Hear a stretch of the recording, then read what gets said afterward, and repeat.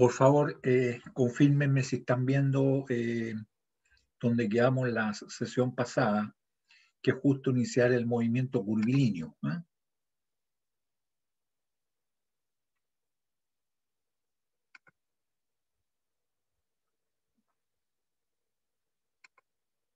¿Sí?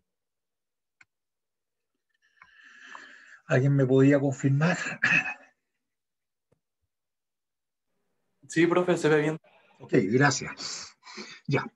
Habíamos visto el movimiento rectilíneo, que es algo más o menos conocido y que dominado por ustedes, porque en física, sobre todo, ¿cierto?, se le da más importancia ya a la parte dinámica, vale decir, la cinemática y la cinética. Por eso que acá le damos bastante más importancia a la parte vital, la estática, ¿ya? Estática. Primero que nada, usted ingeniero, sí, de cualquier especialidad, sí, debe resolver un problema estático, debe tener las abstracciones, ese diagrama de cuerpo libre para poder atacar el problema, ¿ya? Entramos entonces al movimiento curvilíneo, que tiene, lógicamente, cuando la trayectoria es una línea curva, ¿cierto? Ahí tenemos, no me quiere hacer caso ahí está, ¿ya? Aquí se ven varias coordenadas. Finalmente, el resultado independiente de las coordenadas, independiente de los sistemas, tiene que ser el mismo. Lo único que hay mayor facilidad, ¿cierto?, cuando uno escoge una determinada coordenada u las otras, depende del problema, depende de los datos del problema. Ahí tenemos que estar la trayectoria curvilínea, ¿cierto? Y lo primero que se fija es la posición, en este caso en el plano, ¿cierto? Son las coordenadas X y Y de la posición. Por lo tanto, nosotros podríamos decir que el vector R de posición, en negrita R, es igual a X por Y tongo más Y por J tongo. Y bueno, en el espacio ya sería más Z por K tongo, ¿ya? De manera que así nosotros podemos fijar la posición del punto material de la partícula, ¿ya? También, ¿cierto? Nosotros podríamos distinguir que el delta R, que es el cambio de posición, se define, ¿cierto?, como el R final de una posición final menos el R inicial, vectorialmente, ¿ya? De manera que ya en el límite, cuando el delta T tiende a cero, nosotros diríamos que la velocidad es el cambio de posición por unidad de tiempo, y eso es el R, claro, es el R punto. Ahí faltó el puntito, por favor, tomen nota. ¿Y eso qué significa? Significa X punto, es decir, de X en dt, por Y tongo, más Y punto por J tongo, y más Z punto por K tongo. Eso sería en el espacio. Y esa es la velocidad instantánea. Eso es como lo conocen ustedes. El vector de velocidad del punto. Donde las componentes de la velocidad tenemos que son que d sub X en dt, que es X punto, ¿cierto? Y ese es, es un escalar. Por lo tanto, lo multiplicamos por el vector unitario de dirección X, por el Y tongo, y ya tiene la característica de vector. Lo mismo ocurre con perdón, Y, de Y en dt es el Y punto, y el B sub Z, que es el de Z en dt, que es Z punto, ¿ya? Y la aceleración va a ser también lo mismo, el cambio de velocidad en cierto intervalo de tiempo. Cuando ese intervalo de tiempo tiende a cero, es la aceleración instantánea, para decir, es de B en dt.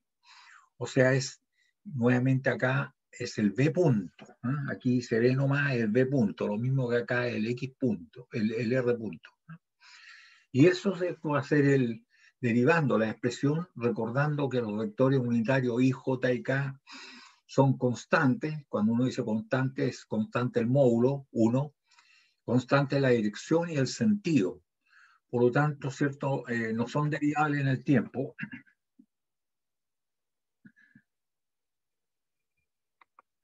Y tendríamos entonces que solamente el siguiente variable es es lo que varía en el tiempo, que es el X punto, el Y punto y el J punto, transformándose, ¿cierto?, en el X2 punto multiplicado por Y tongo más el Y2 punto por el J tongo más el Z2 punto por el K tongo. Donde ahí tenemos, igual que en el caso de la velocidad, reconocer que las componentes de la aceleración en X, el X2 punto, componentes de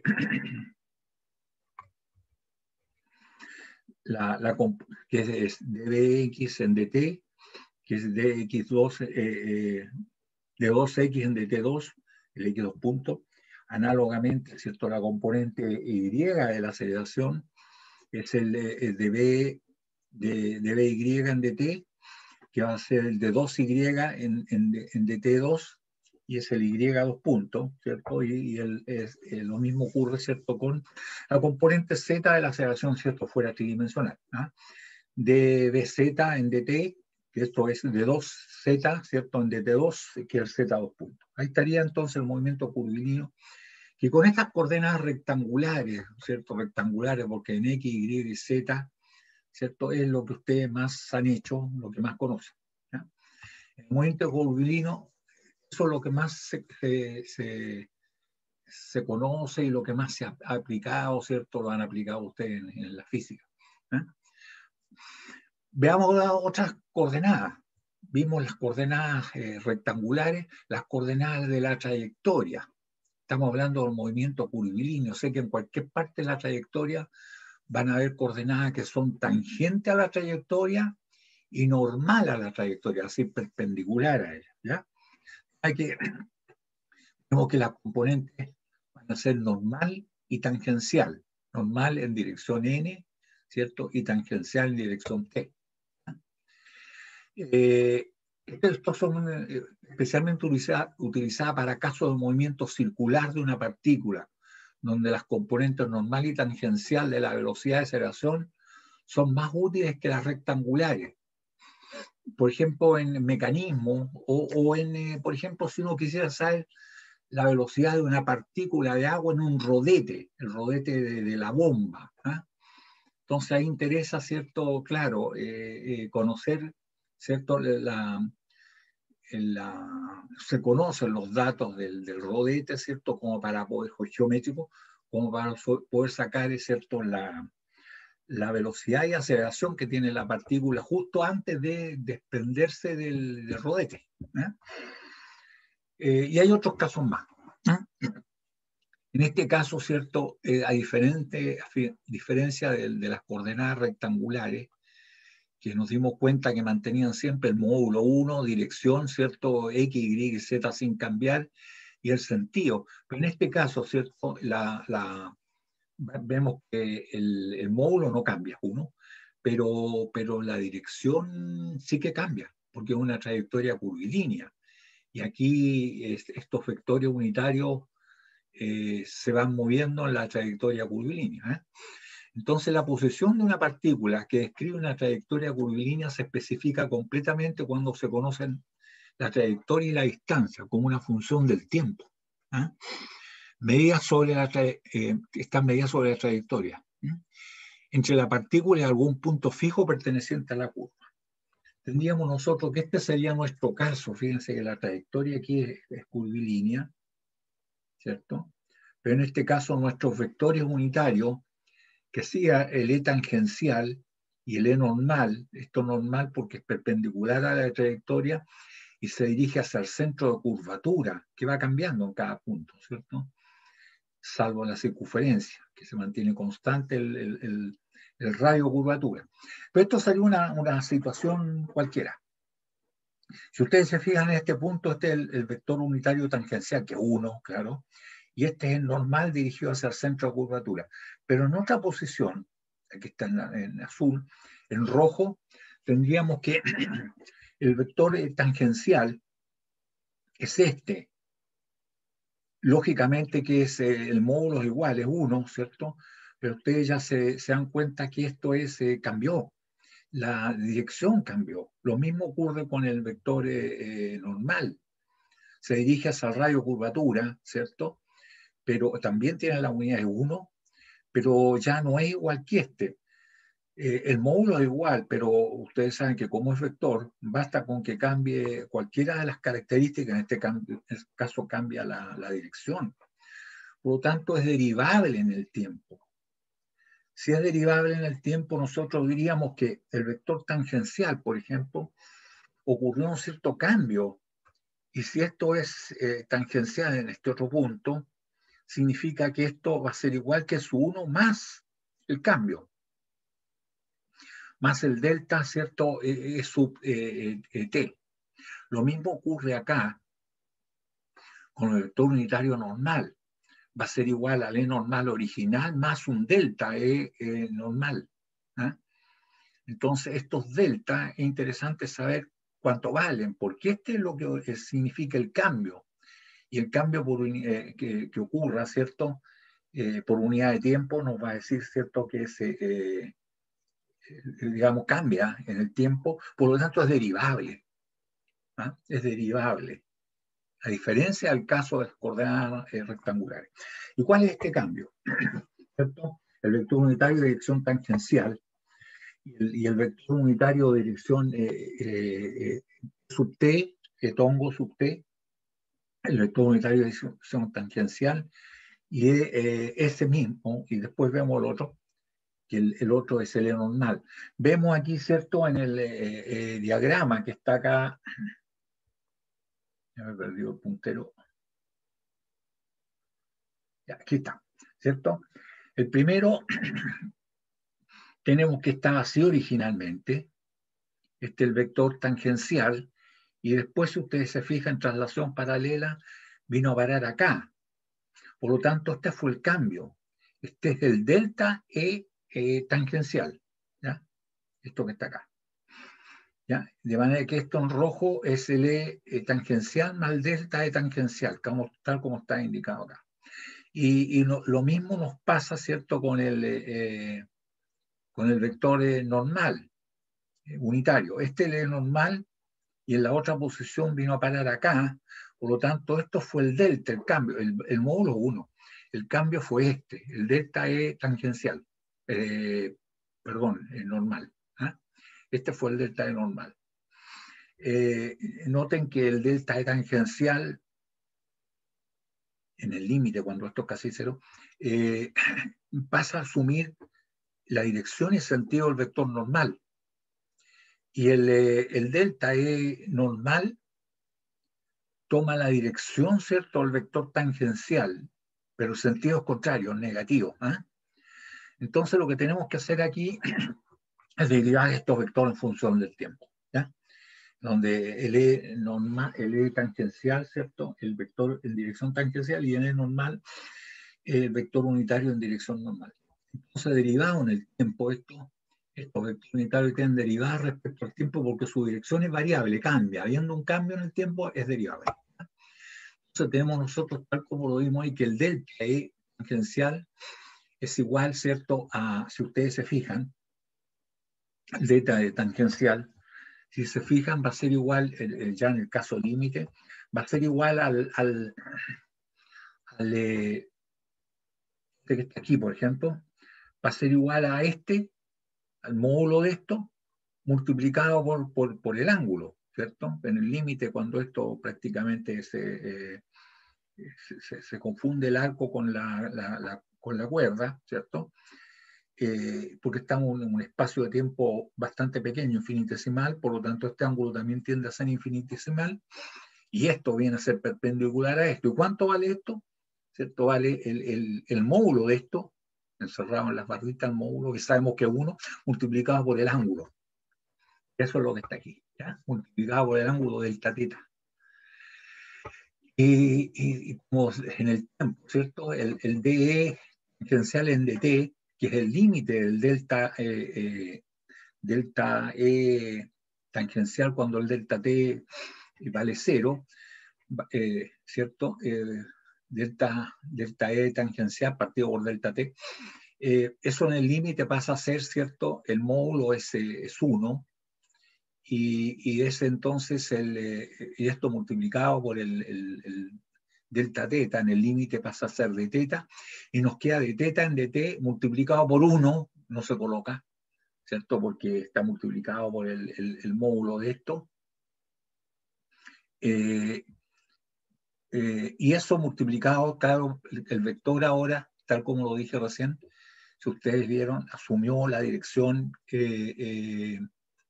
¿cierto? Normal. El cambio del vector tangencial asumió la dirección normal. Lo mismo que el otro, el cambio del vector, ¿cierto? Normal asume la dirección tangencial, sí, pero en sentido contrario. Que es lo mismo que va a ocurrir, ¿cierto? Cuando digamos que el delta normal, ¿cierto? El normal es igual al módulo, que 1, multiplicado por delta teta. De manera que en el límite, ¿cierto? El d normal en dt, que es la derivada del vector normal, va a ser igual, ¿cierto? En el límite va a ser igual a d normal, ¿cierto? Partido por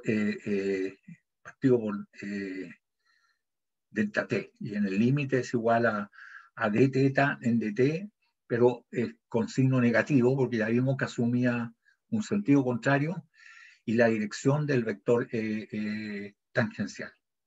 Entonces, la derivada de este es el teta punto por e normal, la derivada del vector tangencial, y la derivada del vector normal es menos teta punto por e tangencial. ¿Ah? Entonces, asumen las direcciones del otro vector, y en el caso del vector normal con signo negativo. Ya sabemos entonces, jóvenes, derivar vectores unitarios de dirección tangencial y normal. ¿Ya? Ahora, nosotros sabemos que en el caso de una trayectoria curvilínea, ¿cierto?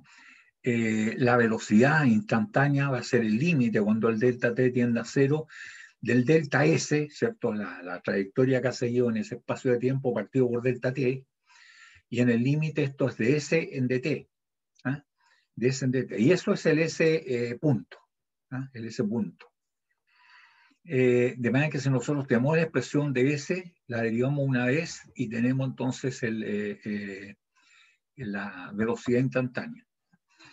Solamente existe la componente tangencial. En el caso de la velocidad, aquí no hay componente normal. La velocidad tiene solamente componente tangencial. Por lo tanto, ¿cierto? Nosotros podemos escribir la expresión, ¿cierto? De la velocidad como el S, que es la rapidez, ¿cierto? Multiplicado por E tangencial solamente, no tiene componente normal. La velocidad siempre es tangente a la trayectoria, no hay componente normal. Pero al derivar esto, claro, ahora es distinto, porque si ustedes se fijan, ya ahora es derivable el S punto y también es derivable el vector E tangencial. Entonces, ahí sí que no va a aparecer una componente normal, normal a la trayectoria. ¿Ya? Tendríamos entonces que la velocidad es esto, ¿cierto? El S punto por E tangencial solamente componente tangencial, pero la aceleración, que es la derivada de la velocidad, el V punto, va a ser igual entonces a la derivada de esto multiplicado por esto, o sea, el S2 punto multiplicado por E tangencial, más la derivada de esto multiplicado por esto. Y la derivada de esto ya vimos que era el teta punto por E normal, ¿cierto? Teta punto por E normal, y esto multiplicado por ese punto. Aquí sí ya nos aparecen dos componentes, donde aquí tendríamos que reconocer, ¿cierto? Que el S2 punto, ¿cierto? Es la componente tangencial de aceleración, y el teta punto, ese punto, ¿cierto? Es la componente normal de la aceleración. ¿Ya? Ahí están las dos componentes. Reconocemos entonces, ¿eh? Donde, tal como le dije ahí, la componente tangencial es igual al S2 punto, ¿cierto? Y la componente normal es teta punto por ese punto, ¿ya? Ahí estarían las dos componentes. Y esto en caso general. Ahora, ¿qué pasa si esto es una trayectoria, la trayectoria curvilínea es una circunferencia? O sea que si los dos centros coinciden de lo que estamos viendo, ¿cierto? Los centros de curvatura, eso significa que los radios son constantes y eso se estaría hablando de la circunferencia. Y en el caso de la circunferencia, que es un movimiento curvilíneo y podemos ver las coordenadas de la trayectoria, aquí sí que podemos describir en el caso de la circunferencia y decir que el S es igual a R por teta, ¿cierto? R por teta. Por lo tanto, ¿cierto? Ese es S. Por lo tanto, el S punto, ¿cierto? Que es lo que, con lo cual partimos acá, aquí, ¿cierto? Para la velocidad, ese punto por E tangencial, nosotros sabemos que el S punto va a ser, el R es constante, no es derivable, pero el teta sí. Por lo tanto, ese punto va a ser igual a R por teta punto. Eso que está acá, ¿cierto? Aquí, ahora ya lo conocemos. Entonces podríamos decir que la velocidad, ¿cierto? Es igual al S punto por E tangencial. O sea, es igual, en el caso de la circunferencia, igual a R por teta punto y por E tangencial. ¿Cierto? R por teta punto. Esa es la velocidad, la rapidez, digamos, ¿ya? Por lo tanto, nos queda que la aceleración va a ser la derivada de eso, de S, que es, ¿cierto? R por teta punto multiplicado por el vector unitario es tangencial. Entonces ahora es derivable el S punto, pero también es derivable, ¿cierto? El E tangencial. El R es constante. ¿Y cómo nos queda? Nos queda que la aceleración va a ser, tenemos tres términos, los cuales dos varían en el tiempo y una permanece constante. ¿Quién permanece constante? El radio. Entonces nos queda que es igual al S2 punto, ¿cierto? Por E tangencial, ¿cierto? Más S punto al cuadrado partido por R por E normal, o dicho de otra manera, es el S punto, S2 punto por E tangencial, más R por teta, lo derivable, teta punto al cuadrado por E normal. ¿Por qué al cuadrado? Porque el E normal, el E tangencial al derivarlo, nos dio, ¿cierto?, teta punto por E normal. ¿Ah? Y aparece entonces el teta al cuadrado. ¿Ah? Y ahí reconocemos las dos componentes. Una es la componente tangencial, que es el S2 punto, ¿cierto? La otra es la componente normal, que es R por teta punto al cuadrado.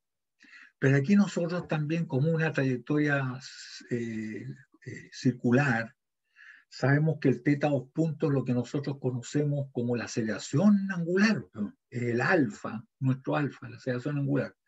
Y el teta punto es el omega. Por lo tanto, encontramos que están las dos componentes, ¿cierto?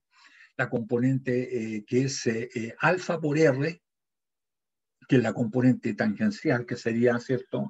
Esta parte, alfa por R. Ahí, alfa por R, y acá está la componente normal, que es omega al cuadrado por R. Esta es la componente normal, o en este caso centrípeta, ¿cierto? Y ahí estarían entonces las dos componentes, ¿cierto? Y distinguimos ahí las dos componentes que son la normal y la tangencial de la aceleración, que ya las conocíamos. Omega al cuadrado por R, la centrípeta o normal, y alfa por R, que es teta 2 puntos por R. ¿Ah? Ahora, esto igual como lo habíamos visto anteriormente en el caso de las coordenadas rectangulares, se puede escribir, ¿cierto?, que la aceleración tangencial es, ¿cierto?, la componente tangencial es S2 puntos, que es el velocidad punto, no dos puntos, la velocidad punto. Es igual a dB en dt, que es b punto, no 2 puntos. ¿Eh? Hay un error ahí. Pero esto se puede escribir de acuerdo a la regla de la cadena como dB en ds por ds en dt. Pero tenemos que el ds en dt es la velocidad, por lo tanto es la velocidad multiplicada por dB en dt. ¿ya? Se puede escribir entonces también de esa manera, ¿ya? Y tendríamos nosotros que la aceleración tangencial, ¿cierto?, es igual a la velocidad por dB en ds. Y esto lógicamente multiplicado por el vector tongo tangencial, ¿ya? Y ahí estaría entonces las coordenadas curvilínea con coordenadas de la trayectoria, es decir, tangente a la trayectoria y normal a la trayectoria. Y en este caso específico ya la trayectoria es una circunferencia, ¿cierto? Que es un caso especial donde el R es constante, ¿ya? Y sí se puede describir el desplazamiento o el camino recorrido, ¿cierto? En función del ángulo, ¿no? El ángulo o el cambio de posición angular. Esto lo hemos aplicado, o sea, aplicado montones de veces en la física, ¿cierto? Y bueno, aquí tenemos, claro, el caso ahora va a un problema acá. Nos falta uno todavía, que son las coordenadas polares, ¿ya? Pero aquí ya se puede aplicar un problema. Este problema es interesante. Fíjese que se trata de una barrita, ¿ya? Pues perfectamente podría ser, por favor, atento, podría ser que esto fuera una guía vertical y esto una guía horizontal.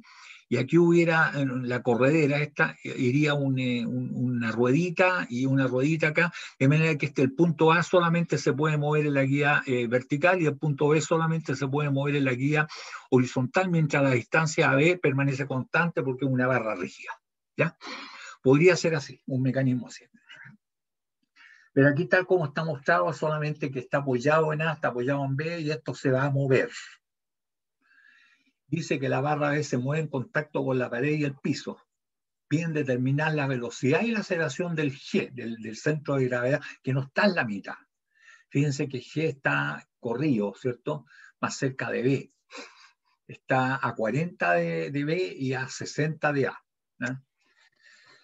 Eso debieran ser milímetros, ¿no? Lo podemos trabajar quizás en centímetros, el resultado va a ser el mismo, lógicamente, ¿eh? Determinar la velocidad de aceleración de G para un ángulo phi de 60 grados. Sí, así es el problema, phi. Lo cual significa que si phi es 60 grados, ¿cierto? Ahí lo ven ustedes, este otro teta tiene que ser 30. Ahora, no conviene tomar phi como el ángulo, ¿cierto? Como el parámetro, sino que conviene tomar teta. ¿Por qué? Porque si ustedes se fijan, cuando la barra esta se mueve en el sentido positivo matemático, el omega, ¿cierto? El ángulo es así se mueve en el sentido positivo matemático, lo cual significa que B se desplaza hacia la derecha y A se desplaza hacia abajo. Eso cuando la barra se mueve en el sentido matemáticamente positivo. El teta crece, en cambio el phi se achica. Entonces conviene tomar ¿cierto? Para que no tener problemas matemáticos, ¿no? Entonces, ¿qué diríamos nosotros? Si nos interesa la posición de G, tanto en X como en Y, ¿cierto? Nosotros diríamos que esto no está fácil de interpretar, pero lo vamos a ver enseguida. ¿Cuál es la trayectoria que sigue G? Es bien interesante eso, saber cuál es la trayectoria, porque así uno puede comprobar. De ahí en adelante uno va a derivar, pero derivando podría cometer errores. En cambio, mirando acá, ¿cierto? Mirando el dibujo, si esa es la trayectoria que va a seguir G, que ustedes se dan cuenta que es una elipse, ¿cierto? Y se va moviendo, dice, con una velocidad y aceleración de G para un omega más 2 radianes partido por segundo, dice que en esa posición significa que se mueve matemáticamente positivo, y si esta barrita se mueve, ¿cierto? El giro es contrario al puntero del reloj. Esto significa, ¿cierto? Que este punto se va hacia la derecha y este punto A baja. Y si eso baja, y esa es la trayectoria, que todavía no saben que esa es la trayectoria, significa que el punto G, atento, se mueve hacia acá, tangente, ¿cierto?, a la trayectoria. ¿Qué significa que se mueve hacia acá? Que la componente en X de la velocidad necesariamente nos tiene que dar positiva, en cambio la componente Y de la velocidad, si ustedes se fijan, tiene que dar negativo. Si no da así, se vuelve a repetir porque hay algún error. Entonces dice que hasta este momento no sabemos, jóvenes, que una trayectoria elíptica. Pero nosotros podemos ver las coordenadas de G. ¿Cuánto vale las coordenadas, cierto, X e Y de G? Nosotros podríamos decir que X es igual a 6. Esto está supongamos que son 6 decímetros, ¿ya? 6 decímetros. Dice entonces que G, ¿cierto?, es igual a XG, del centro de gravedad. Si ustedes se fijan aquí, en el X va a ser igual a 6 decímetros, si estos son centímetros, 6 decímetros, o si son milímetros, son 6 centímetros, ¿ya? Multiplicado por el seno del ángulo, por el seno del ángulo, 6 por seno del ángulo. En cambio, la coordenada Y, esta, es igual a 4 multiplicado por el coseno de teta, ¿ya? Entonces tendríamos cuánto vale X y cuánto vale Y de G. Si esto lo damos al cuadrado, nos queda que es el X de G al cuadrado es igual a 6 al cuadrado por seno cuadrado teta. O sea que el seno cuadrado teta va a ser igual a XG al cuadrado partido por 6 al cuadrado. Análogamente, el Y sub G es igual a 4 por coseno de teta, tal como lo dije recién, lo cual significa que el Y al cuadrado es igual a 4 al cuadrado más coseno cuadrado de teta. Vale decir, el coseno, ¿cierto?, cuadrado de teta es igual a Y sub G partido por 4 al cuadrado. Entonces tenemos seno cuadrado de teta y coseno cuadrado de teta, y sabemos que seno cuadrado de teta más coseno cuadrado de teta es igual a 1, por lo tanto, si sumamos esto, nos queda que el X G al cuadrado partido por 6 al cuadrado más, ¿cierto?, el Y sub G al cuadrado partido por 4 al cuadrado es igual a 1, porque seno cuadrado teta más coseno cuadrado teta es igual a 1. Y esto aquí sí, aquí reconocemos que esta es la ecuación de la elipse. Esta es la ecuación de la elipse, ¿cierto?, donde tenemos que el semieje mayor es 6, hay 6 desde aquí hasta acá, y el semieje menor son 4. Por lo tanto, efectivamente, la trayectoria, ahora recién nos damos cuenta que la trayectoria es una elipse, ¿cierto?, donde la posición acá mayor es 6, acá la posición mayor es 4, que en esta posición está aquí, ¿cierto? Y que lo otro que sabemos, que si la trayectoria es una elipse, en este punto, si esto se mueve tal como dicen, ¿cierto?, con una rapidez de 2 radianes, ¿cierto?, partido por segundo, y positivo, significa que se mueve esto contrario a los puntos de reloj, y si esto se mueve contrario a los puntos de reloj, manteniendo esto la trayectoria esta, ¿cierto?, manteniendo el contacto en A y en B, este punto G se va a mover hacia acá, por lo tanto la componente en X es positiva y la componente Y de la velocidad es negativa. Así de simple. Aquí yo le haría una pregunta a ustedes, joven. ¿Qué hubiera ocurrido, atento por favor, posición de choque, si el centro G, centro de gravedad, hubiera estado en la mitad? Esto tiene 100 a 50 y 50. ¿Qué característica tendría la elipse? ¿Sería una circunferencia en realidad? Sería una circunferencia, correcto, una circunferencia. Por lo tanto, claro, la circunferencia es una elipse cuyos dos semiejes son iguales, ¿sí? Efectivamente. ¿Ah? Los dos ejes son iguales. Efectivamente, eso es así. ¿Ya? Bien. Interesante. Esto siempre lo pregunto yo, ¿cuál es la trayectoria? No lo pregunté ahora. Y los jóvenes me dicen, mire, la trayectoria es una línea recta. Ya. Es lo que más suelen decir. No, es una elipse. ¿Ya? Es una elipse. Bien. Sabiendo entonces que es una elipse, la elipse eso nos sirve, tal como dije recién, para ver cuánto tiene que ser la componente normal, en X y la componente Y. Nos damos cuenta que la velocidad, tal como está, se va a mover con 2 radianes partido por segundo contrario al punto del reloj. Entonces la componente en X de la velocidad va a ser positiva y la componente Y de la velocidad tiene que dar negativa, tal como lo vimos recién. ¿Ya? Tiene que dar negativa. Porque piensen que la flechita, el vector velocidad tangente es para acá. De acuerdo a estos datos, se va a mover para acá. Si se mueve con una velocidad angular de 2 radianes partido por segundo contrario al punto del reloj. ¿Ya? Veamos. Veamos si es cierto. Entonces, donde 60, 40 son los valores de los semiejes A y B. ¿Ya? Entonces tenemos que de X en dt, que es la velocidad de su X, ¿cierto? Va a ser igual a la derivada de eso, por lo tanto, ¿cierto? ¿De cuál es eso? De 6 por seno de teta. Esto va a ser 6 coseno de teta por d teta en dt, ¿cierto? Y esto es el omega. Esto es omega.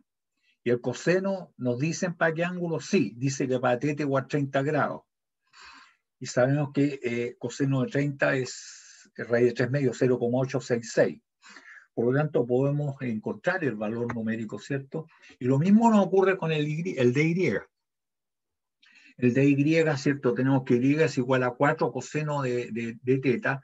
Por lo tanto, el dy en dt va a ser igual a menos 4 seno de teta por d teta en dt. Menos 4 seno de teta. Efectivamente, dice que es negativo el y. Efectivamente, aquí tiene usted que la componente en X para acá, positiva, nos dio positiva, y la componente Y va a ser hacia acá y nos dio negativo. Efectivamente está bien. Esto ya podemos comprobar y podemos ver los valores numéricos, porque tenemos que seno de teta, ¿cierto? Seno de 30 es igual a 0,5, 0,5 por 4 es 2, y 2 por d teta en dt, que el omega, son 4. Este resultado, entonces, la componente en Y de la velocidad es 4. 4, lo que sea, si fueron centímetros partido por segundo, fueron decímetros partido por segundo. ¿Ya? Tenemos entonces la componente. ¿Ya? De teta en dt es igual a más 2. Por lo tanto, b sub x va a ser igual, ¿cierto?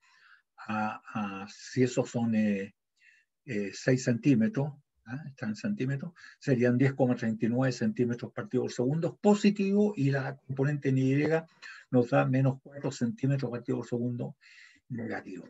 Ahí estarían las dos componentes de la velocidad. Y la velocidad, bueno, es la raíz cuadrada de b sub x al cuadrado más b sub y al cuadrado, ¿cierto? Y el ángulo también lo podemos calcular porque tenemos b sub y y tenemos b sub x. Por lo tanto, tangente del ángulo con respecto al eje X va a ser b sub y menos 4 partido por b sub x, ¿cierto? 10,39. Entonces, b va a ser igual a 10,39 en y. Esta es la respuesta, ¿cierto? Preguntan menos 4J. Menos 4J porque la componente en Y es negativa. Y ahí está, ¿cierto? Ahí están las dos componentes, la componente en Y para abajo, la componente en X hacia la derecha, positiva, y ahí nos da la velocidad, que es la raíz cuadrada de esos dos elementos al cuadrado, ¿cierto? La velocidad entonces es igual a 11,14 centímetros partido por segundo, y en esa dirección, ¿cierto? Arco tangente de 4 partido por 10,39, ese sería el angulito que está allí, ¿cierto? No está calculado el ángulo, ¿cierto? Pero ustedes saben que es el angulito que está aquí, ¿cierto? ¿Cierto? Va a ser igual a arco tangente 4 partido por 10,39. Y ahí estaría entonces resuelto para la velocidad, y nos dio bien, de acuerdo a nuestro análisis. Para allá tenía que dar resultado. Y ahora vamos con la aceleración, porque nos piden la velocidad y aceleración. A ver, no calculada, no. No está hecha la aceleración, jóvenes. Ya, no está. Se les pediría a ustedes que lo hicieran como ejercicio, pero es fácil porque es derivar, ¿no? ¿Cierto? ¿Sí? Aquí es en X y en Y, no hay problema. Entonces terminen ustedes con el cálculo de la aceleración, ¿cierto? Tienen que derivar la velocidad, Vale, es decir, esta es la expresión, ¿cierto? Esta es la expresión para B sub X, sin, con un ángulo no todo, teta nomás, ¿cierto? Aquí hay que trabajar con teta. Y esta es la expresión para el B sub Y, y habría que derivarlo, obtiene las coordenadas de la aceleración. Las coordenadas de aceleración es interesante porque aquí hay una componente tangencial de la aceleración y hay una componente, normal, pero aquí lo que vamos a obtener es A sub X y A sub Y. ¿Ya? Y fíjense que la componente tangencial de la aceleración, podríamos decir nosotros, si el alfa es menos 5 radianes partido por segundo al cuadrado, nos queda claro que la aceleración va a ser para allá tangencialmente, ¿cierto? Porque para el otro lado el sentido es contrario a la velocidad y va a ser para allá. Pero con la componente normal vamos a tener un problema, porque en Y, ¿cierto? La componente, hay una que es para acá, que es la normal a la trayectoria y la otra tangencial a la trayectoria. ¿Ah? Y eso tendríamos que ver los valores de A sub X y A sub Y para sacar los valores del A tangencial y el A normal. ¿Ah? Así que ahí está la parte interesante de calcular la aceleración. ¿Ya? ¿Qué sentido nos va a dar? ¿Ya? Bueno, el movimiento curvilíneo, ¿cierto? También tiene otras coordenadas, tiene unas coordenadas rectangulares, X, Y, Z, en el plano que es lo que estamos viendo nosotros en X, Y solamente, tiene las coordenadas de la trayectoria, que son tangencial y normal, o perpendicular a la trayectoria, tangencial a la trayectoria, pero también tiene las coordenadas polares. Las coordenadas polares significa, en este caso son las componentes radial y componente transversal, que es perpendicular a la radial. Que en el caso de la circunferencia son iguales que la, ¿cierto? Que las normales. La radial es igual que la normal, con signo contrario, porque radial es para afuera, ¿cierto? Y normal va a ser hacia el centro de curvatura, pero la componente transversal corresponde a la componente tangencial solamente en el caso de la circunferencia. Solamente en el caso de la circunferencia ocurre eso. Veamos entonces qué pasa en algunos casos conveniente expresar, dice, la posición de una partícula que se mueve sobre un plano mediante coordenadas polares. Incluso están dadas las coordenadas polares, entonces habría que calcularlas con ellos. Y después ahí ver cuál es la normal y cuál es la tangencial, que sería siempre un buen ejercicio. La posición de una partícula está definida por la distancia radial, R, ¿cierto? Y la posición angular, θ. Vale decir, es así, ¿cierto? Acá tenemos nosotros, ¿cierto? Las coordenadas X, Y, y aquí está la posición del punto.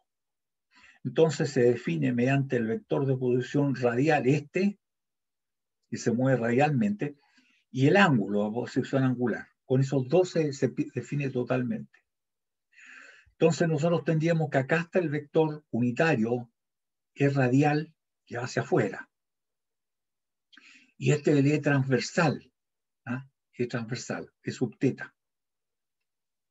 Que cuando cambia de este punto a este otro punto se produce un cambio, ¿cierto? Esta es la trayectoria curvilínea, esto que está aquí es la trayectoria curvilínea. Cuando cambia desde aquí hasta acá, el vector radial cambió el R, ese R más un delta R, y ustedes se dan cuenta que los vectores radial y transversal también cambiaron, ya no tienen, el módulo es el mismo, uno, pero cambiaron, ¿cierto?, sus direcciones. Y para ver ese cambio, ¿cierto?, nos damos cuenta que es derivable en el tiempo, lo superponemos, ¿cierto? Y al superponerlo, ¿cierto?, nos queda, ¿cierto?, que este vector, relación paralela es este que está aquí, el radial, y acá está el vector transversal, siempre 1, y superponemos con el otro está acá, ¿cierto?, que también es 1, por lo tanto esto fue el cambio del vector E radial, esto hacia allá, y el cambio del vector transversal es esto que está acá. También nuevamente ustedes aquí por simple inspección se pueden dar cuenta que el cambio del vector radial, ¿cierto?, tiene la dirección del E transversal, dirección y sentido. Y el cambio del vector transversal, esto que está aquí, tiene la dirección del vector radial, pero el sentido contrario, va a ser negativo. ¿Ya? Lo que nos interesa aquí, jóvenes, son los cambios. Esto que está aquí y esto que está acá. Por lo tanto, porque eso es lo que cambia en el tiempo. La derivación, ¿cierto? Entonces diríamos nosotros que el radial punto, el cambio, ¿cierto? El cambio del vector radial, lo derivable en el tiempo, que va a ser de E en dt, en el límite cuando el delta t tiende a 0, ¿cierto? Es delta E sub r partido por delta t, ¿cierto? Va a ser entonces igual a d sub r en dt. Y el límite, ¿cierto? Tal como lo vimos en el caso anterior, el módulo siempre se mantiene constante, este del vector radial, ¿cierto? Y nos damos cuenta que este cambio es igual al módulo de este, que es 1, multiplicado por el ángulo. Y en el límite ese ángulo ¿cierto? Es de teta, ¿ya? Por lo tanto, nos queda, tal como lo ven ustedes ahí, es S por teta partido por delta t, y asume la dirección del E transversal. Y eso, sabiendo, ¿cierto?, que el módulo es 1, nos queda entonces como de teta en dt, ¿cierto?, por E sub teta. Va a decir derivar el vector. Lo mismo nos ocurrió anteriormente.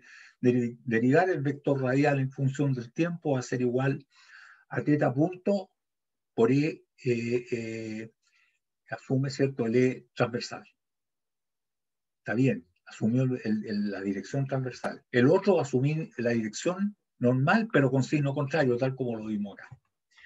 Hacemos lo mismo con el vector transversal, que entonces que es el E sub teta punto, derivado en función del tiempo, es el límite de delta E sub teta partido por delta t, cuando el delta t tiende a 0, y en el límite, ¿cierto? Esto nos queda, recuerden que el módulo es igual a 1, nos queda entonces menos teta punto por E sub r. Asume la dirección del vector radial, ¿cierto?, multiplicado por el omega, o no, en este caso no omega, es teta punto, porque ya no es el omega que tiene con respecto al vector radial, como se va moviendo. En el caso de la circunferencia sí coinciden. El menos entonces teta punto por E sub r. Entonces tenemos ya los valores del vector, la derivada, qué es lo que significa derivar el vector radial en el tiempo, ¿cierto? Y qué significa la derivada del vector transversal en el tiempo. Teniendo eso, entonces nosotros perfectamente podríamos decir, ¿cierto?, que la posición es R por E sub R, ¿cierto? R por E sub R del vector radial. Y nosotros ahora podríamos decir que la velocidad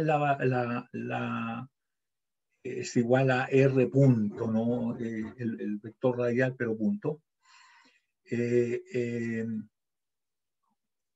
Y derivando esto, ¿cierto?, es R punto por E sub R, pero el vector ahora es derivable.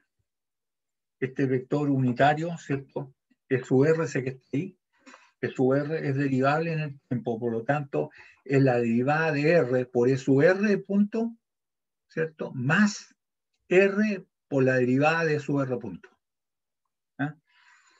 ¿Cierto? Entonces se nos queda R punto por E sub R, efectivamente, esa es la derivada de R, más la derivada de E sub R, que es R punto por teta punto, ¿cierto?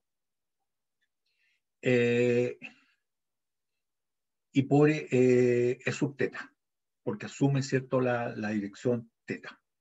¿Ya? Y ahí tendríamos la velocidad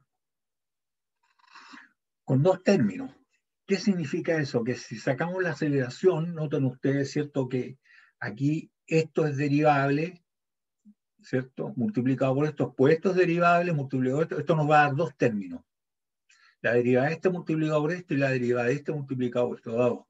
Pero aquí esto varía y esto varía.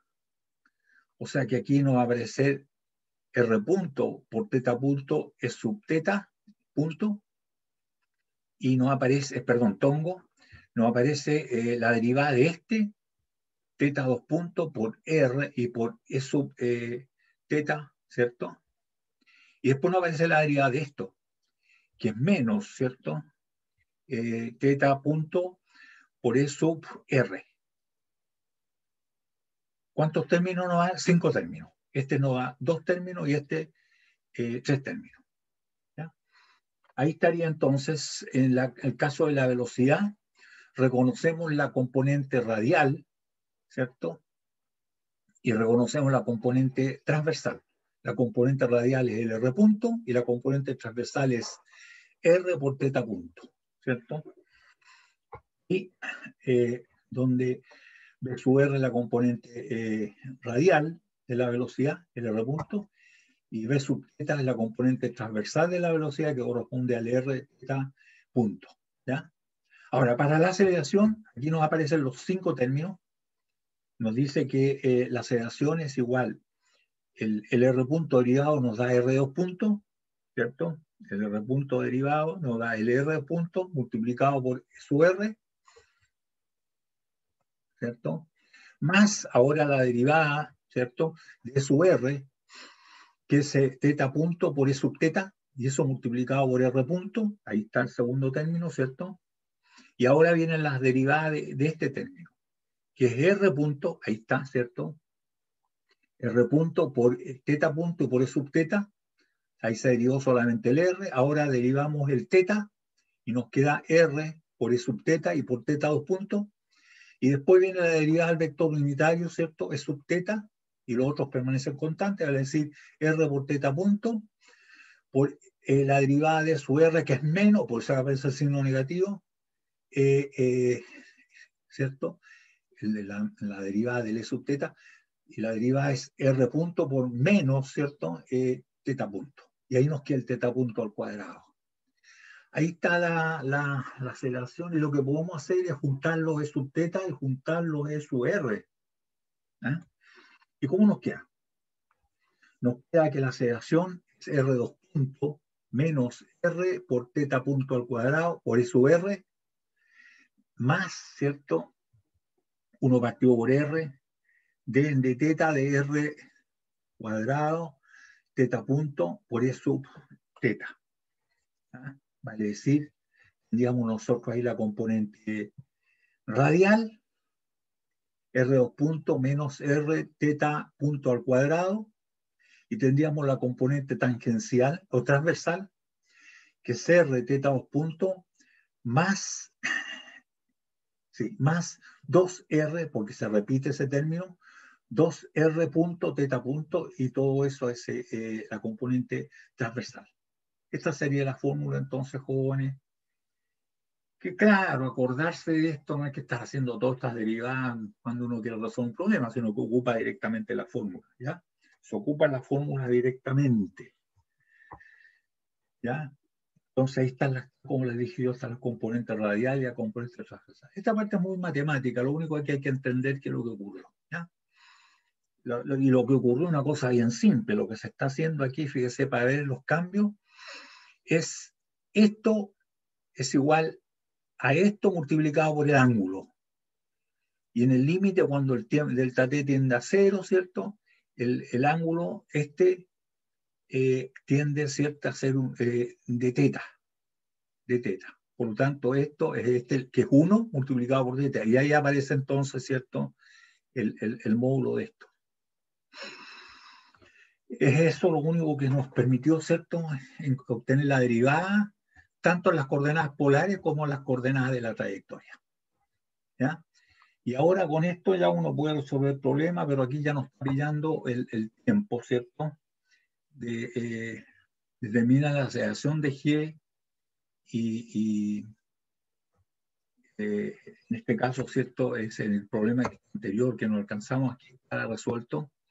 Me corrió la lámina, ¿cierto? Porque esto es la continuación del otro problema que no se había determinado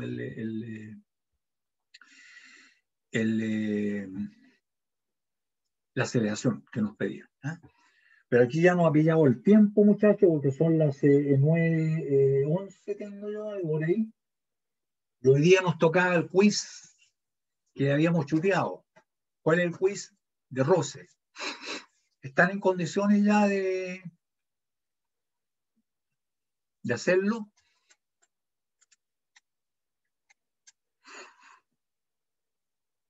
¿Qué me dicen? Yo por mi parte, sí. Ya, ok, pero este es el compromiso que era ahora. ¿Eh? Así que llegamos hasta ahí con esto. Aquí está el desarrollo. ¿Eh? Igual está se lo vea, está en las PPT, ¿cierto? Lo único que no alcancé a hacerlo, derivé lo anterior nomás, ¿cierto? En el caso de la elipse, ¿cierto? Aquí están todos los valores y ahí está lo que ocurre. ¿Ah? Reemplazando los valores están las componentes tangencial, ¿cierto? Y la componente, perdón, aquí obtuvimos la componente en X y la componente en Y, ¿cierto? Eso es la componente. Ahí está la componente en X, acá está la componente en Y, y da negativa a las dos. ¿Qué significa? Que en Y es para allá y en Y es para allá. Pero lo interesante era encontrar las componentes tangenciales y normales, y como ambas tienen que dar A, la aceleración es una sola, independiente de qué componente estemos utilizando, ahí nosotros pudimos sacar toda la aceleración por Pitágoras, entre A sub X y A sub y podemos decir cuánto fue el valor que está aplicado al Pitágoras, podemos sacar el ángulo. Teniendo el ángulo ya uno puede sacar, ¿cierto? Con respecto a la horizontal, al eje de las X, se puede sacar cuánto es la componente tangencial y la componente normal, ¿ya? Esa es la parte más interesante, ¿cierto? Del problema, la parte de la aceleración. Una pregunta había, ¿sí? Hasta esta clase entra en el certamen, ¿o no? ¿O entra más? El certamen, veamos, ¿es el 17 o no? ¿Cuándo el certamen es el 17 o es el 21?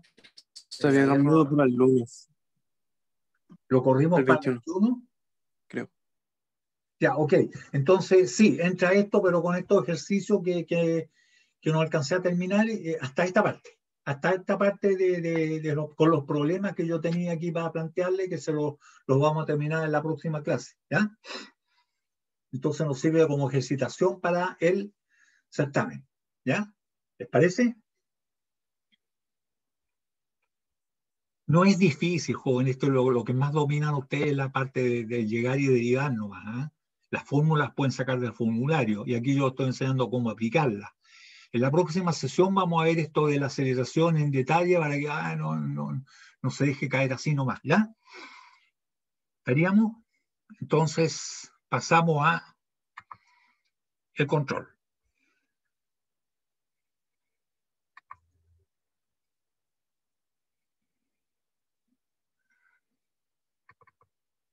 Ahí está.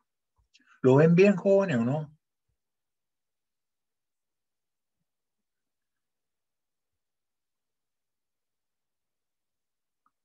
Sí, profe, se ve bien. Ya. Profe. Sí, profe.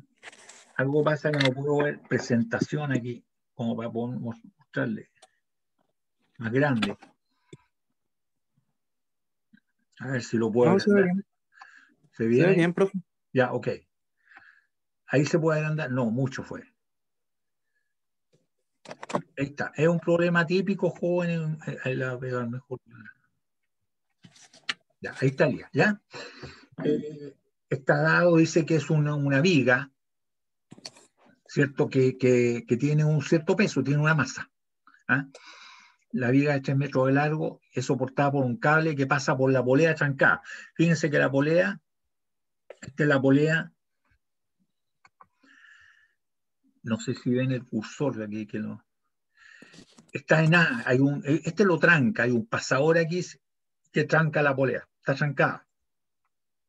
Y aquí pasa un cable, esto tiene 1 metro de diámetro, por lo tanto esta separación es 1 metro. Entonces dice, ¿qué tan chueco puede estar corrido esto sin que se pierda el equilibrio?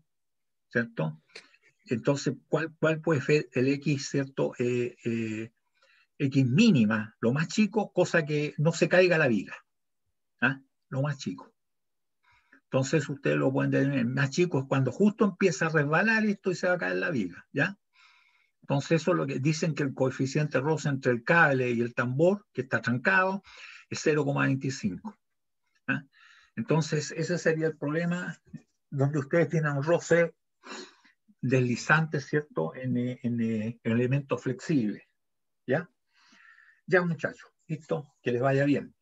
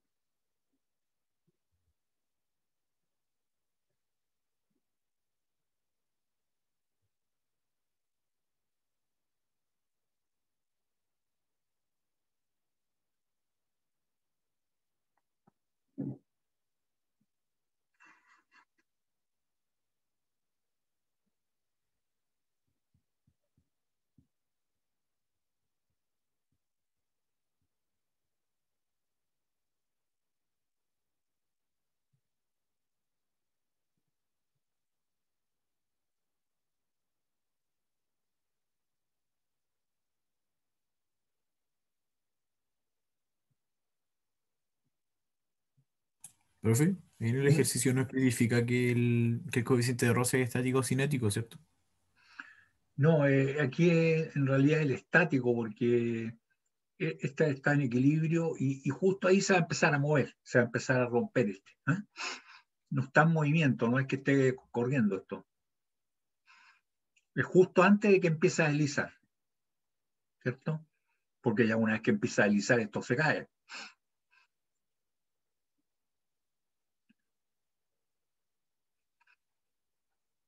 ¿Estaría claro? Sí, profe. El estático entonces. ¿Eh?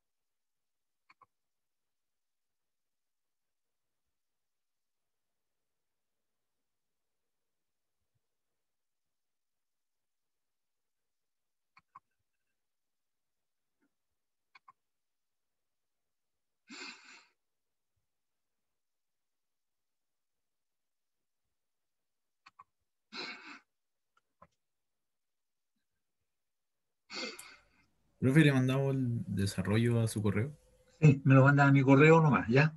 Voy a salirme de la página y voy a empezar a recibirlo, ya me lo están mandando, ¿ya?